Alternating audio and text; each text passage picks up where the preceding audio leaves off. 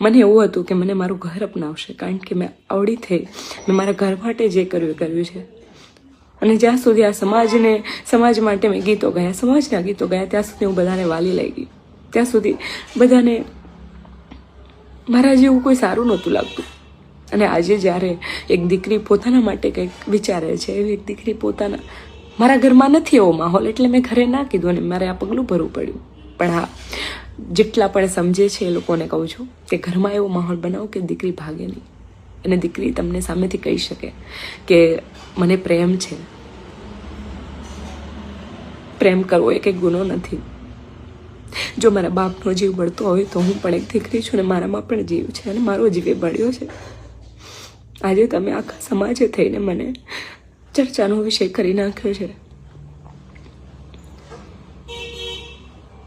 જે લોકો મોટા જે લોકોથી થોડીક ઉમેદ હોય છે એ લોકો પણ આજે ન સાંભળી હોય, જે લોકોને વાતની ખબર જ નથી, એવી વાતો કરે છે.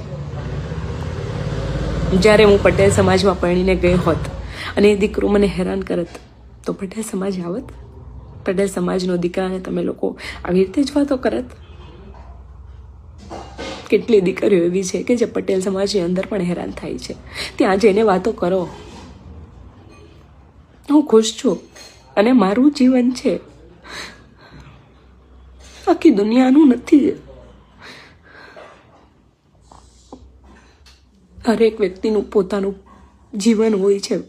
મને તો એવું લાગે છે કે મારું જીવન લોકોનું જીવન થઈ ગયું છે હવે. આવી ઉમ્મીદો પટેલ સમાજથી નહોતી મને.